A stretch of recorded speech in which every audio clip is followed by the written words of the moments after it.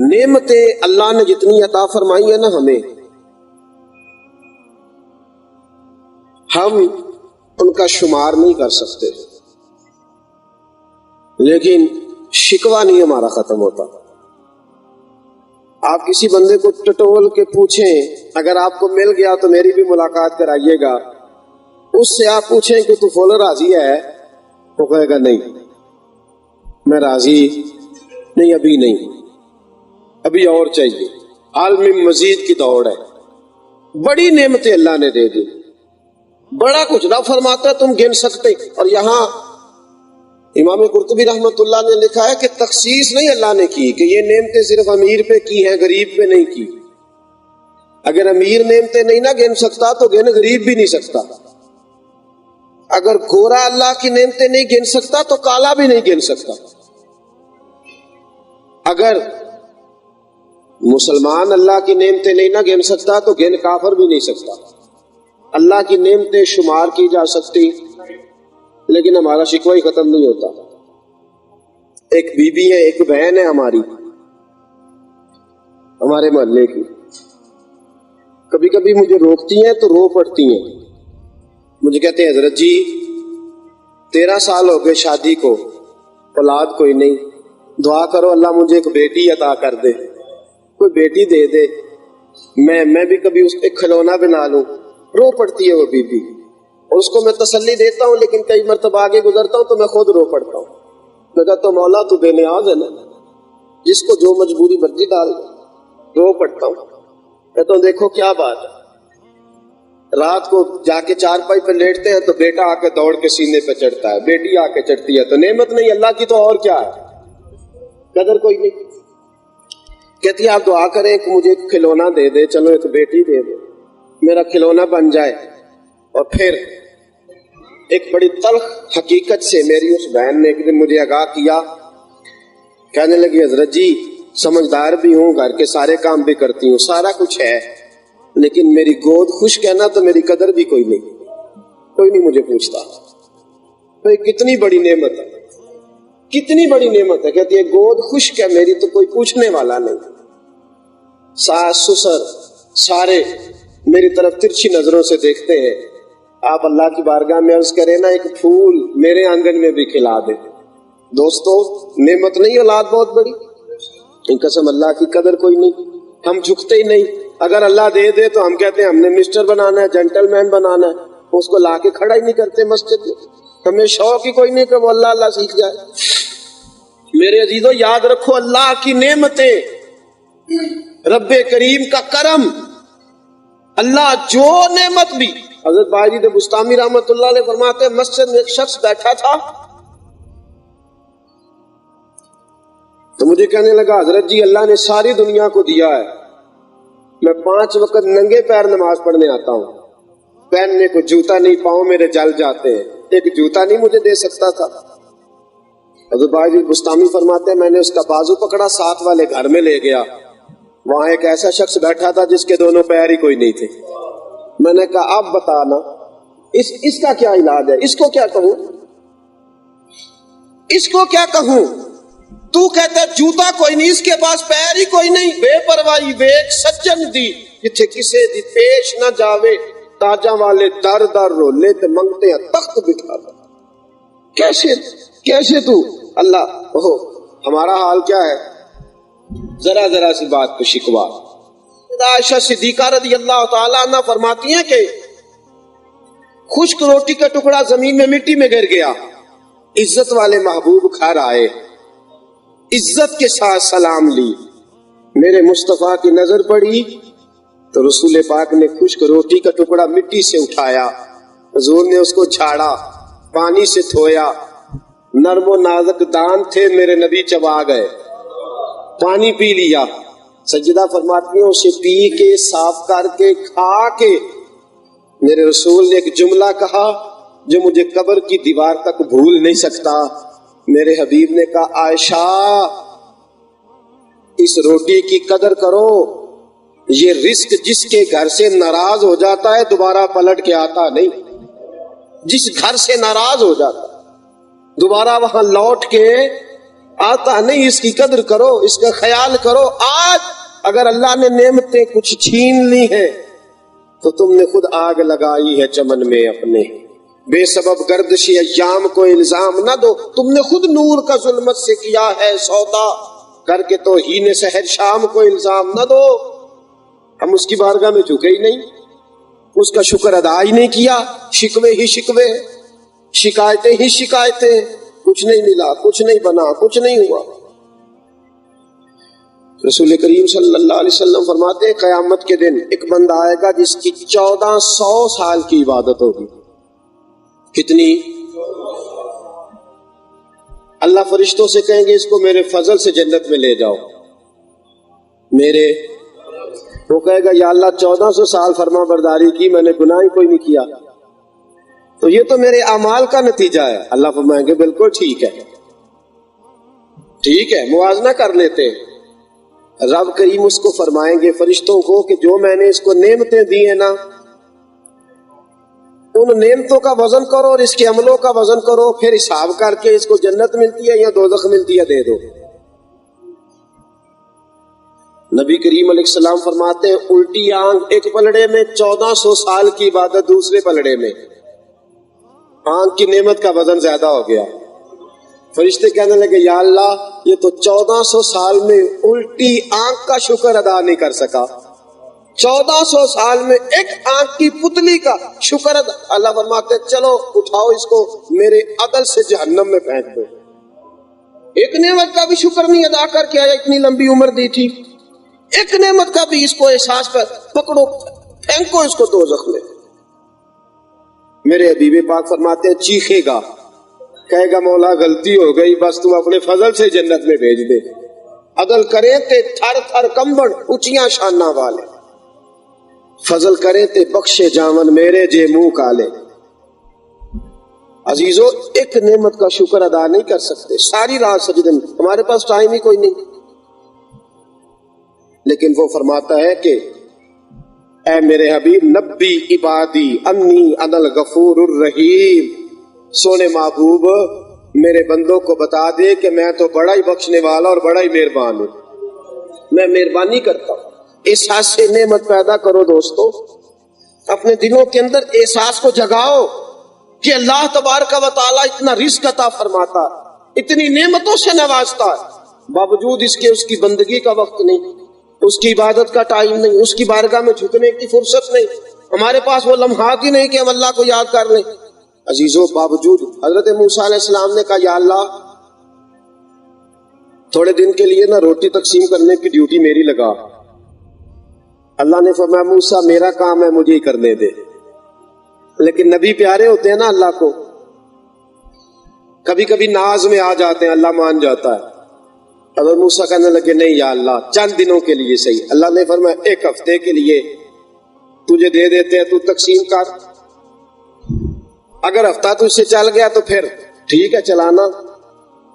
حضرت موسیٰ کے پاس تقسیم میں رزق کی ڈیوٹی آ گئی، دیتا اللہ ہی ہے، بندے صرف تقسیم کی ڈیوٹی آ گئی۔ حضرت موسیٰ کوہ طور سے واپس آ رہے تھے، پہاڑوں کے درمیان سے گزر رہے تھے، ایک پہاڑ کے پیچھے دیکھا ایک مرد اور ایک عورت بدکاری کر رہے ہیں، بلایا، کا شرم نہیں آتی اللہ کی زمین پہ رہتے ہو، اللہ کا کھاتے ہو، اس کی نافرمانی کرتے ہو، آج سے لے کر ایک ہفتے تک تمہاری روٹی بند۔ حضرت موسیٰ علیہ السلام نے جب یہ کام کیا تو اللہ کریم نے آواز دی، کہا موسیٰ تجھے کہا تھا نا میرا کام ہے مجھے ہی کرنے دے، میرا کام ہے مجھے ہی کرنے دے۔ یا اللہ کیا ہوا؟ اللہ کریم نے فرمایا تو نے ایک دیکھا روٹی بند کر دی، میں پتہ نہیں روز کتنے دیکھتا ہوں، بتا کس کس کی بند کروں، کس کس کی بند کروں، کس کس کی بند کروں؟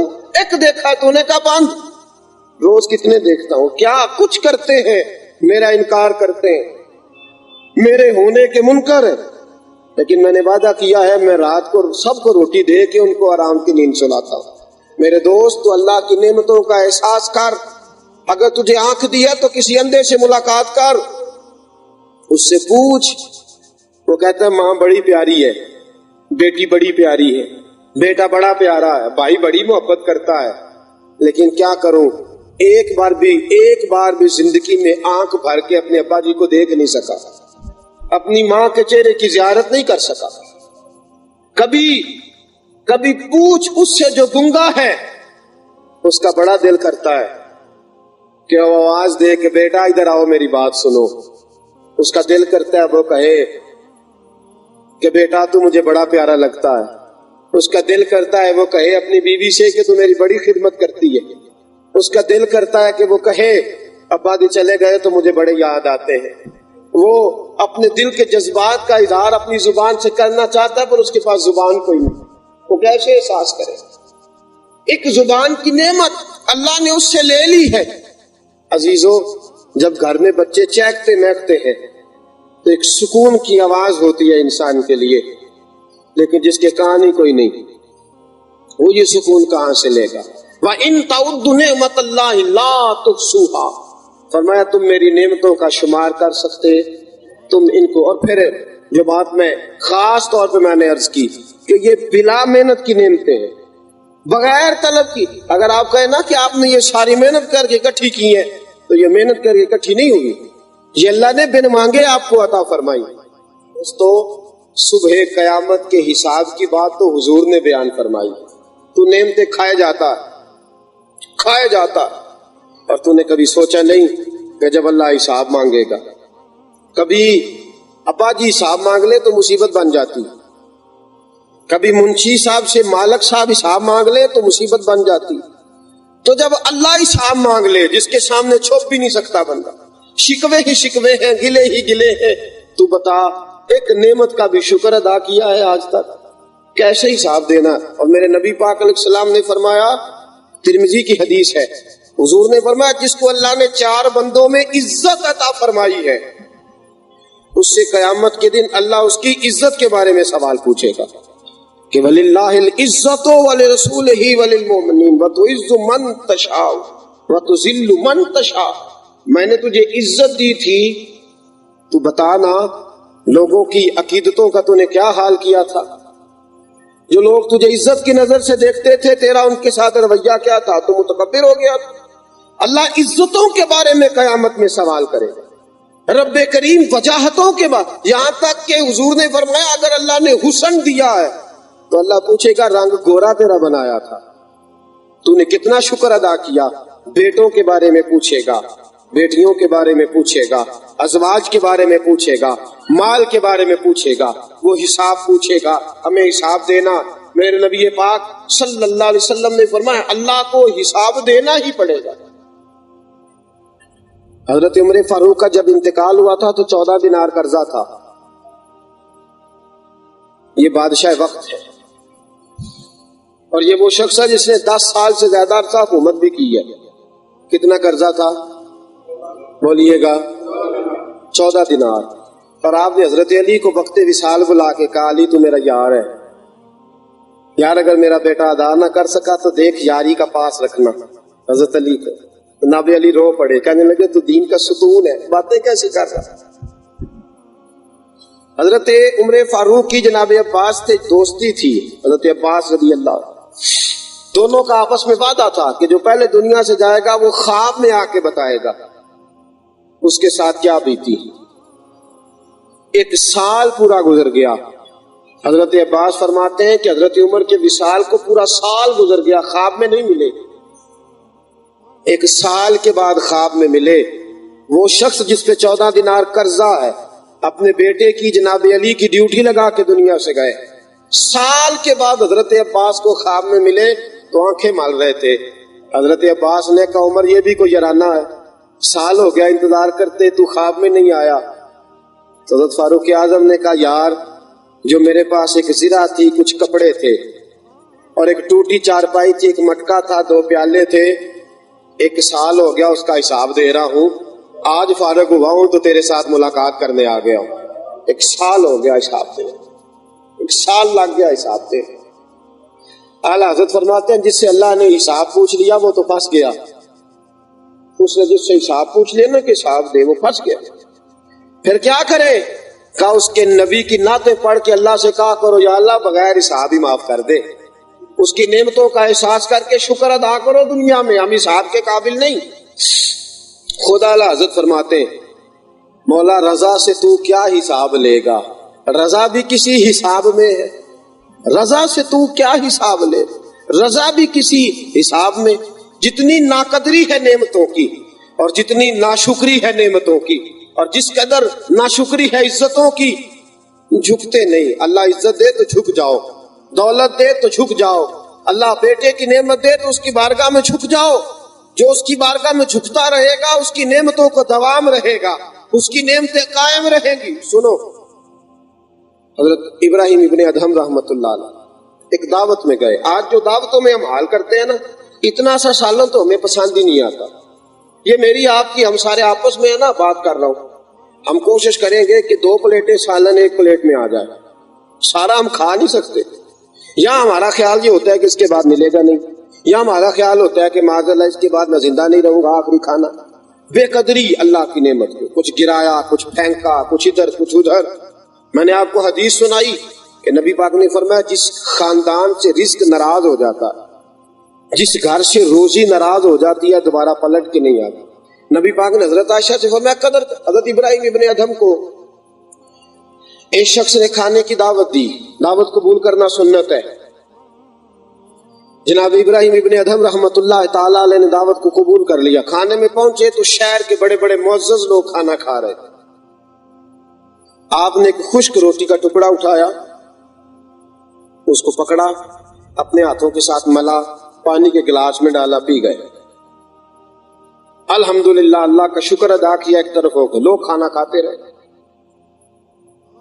جب سارے لوگ فارغ ہو گئے تو حضرت ابراہیم ابن ادہم رحمت اللہ علیہ نے فرمایا کوئی جائے نہ، میری بات سن کے جانا۔ حضرت ٹھیک ہے۔ صاحب خانہ سے، گھر والے سے فرمایا، میزبان سے کہ جاؤ ایک چولہا لاؤ۔ چولہا لایا، فرمایا کہ توا لاؤ، اب چولہے کے نیچے آگ جلاؤ، اوپر توا رکھو۔ جب چولہے کے اوپر آگ جل گئی، توا رکھ دیا گیا، توا تپ گیا، سرخ ہو گیا، اس کو نیچے اتارا۔ حضرت ابراہیم ابن ادہم نے جوتے اتارے اور ننگے پاؤں توے پہ کھڑے ہو گئے۔ فرمانے لگے میں ننگے پاؤں توے پہ کھڑے ہو کے اعلان کرتا ہوں جو رزق میں نے کھایا وہ جائز کھایا ہے، حلال کھایا ہے، ضرورت کے مطابق کھایا ہے، بھوک لگنے پہ کھایا ہے، کسی کا حق نہیں کھایا۔ میں نے اللہ کی جو نعمت استعمال کی ہے، میں یہاں کھڑا ہو کے حساب دیتا ہوں۔ اب تم سب نے جو جو کھایا ہے آتے جاؤ، یہاں کھڑے ہوتے جاؤ اور اپنا اپنا حساب دیتے جاؤ۔ آؤ سارے باری باری۔ لوگ چیخے مار کے، داڑے مار کے رونے لگے، کہنے لگے حضرت جی آپ کا تو تقویٰ ہے، کرامت ہے، پرہیزگاری ہے، ہمارے اندر تو طاقت نہیں کہ 2 منٹ کے لیے ہم ننگے پاؤں دوپہر کی گرمیوں میں تپتی ہوئی زمین پہ بھی کھڑے ہو جائیں، اور یہ تو جلتا ہوا توا ہے، کیسے کھڑے ہوں گے؟ حضرت ابراہیم ابن ادہم نے فرمایا جب قیامت کے دن تمہیں تانبے کی زمین پہ کھڑا کرے گا، سوا نیزے پہ سورج ہوگا، اور میں آج تم سے کہہ رہا ہوں اس دن اللہ حساب لے گا۔ آج تو تم نے میری کرامت کہہ کے، میرا تقویٰ کہہ کے جان چھڑا لی، قیامت میں کیسے چھڑاؤ گے؟ اللہ کی بارگاہ میں کون سا بہانہ کرو، اللہ کے حضور تم کیا پیش کرو؟ لہذا آج بات کو سمجھ جاؤ، نعمت کو نعمت سمجھ کے استعمال کرو، اور جب نعمت کو نعمت سمجھو تو جس نے نعمت عطا فرمائی ہے اس کا شکر بھی ادا کرو، اس کی بارگاہ میں جھک بھی جاؤ۔ یاد رکھو جو خدا نعمتیں دینا جانتا ہے وہ لینے کی بھی طاقت رکھتا ہے۔ اگر اس نے تمہیں شعور کی نعمت عطا فرمائی ہے، عقل کی نعمت عطا فرمائی ہے، فہم کی نعمت عطا فرمائی، بولنے، سننے، کھانے، پینے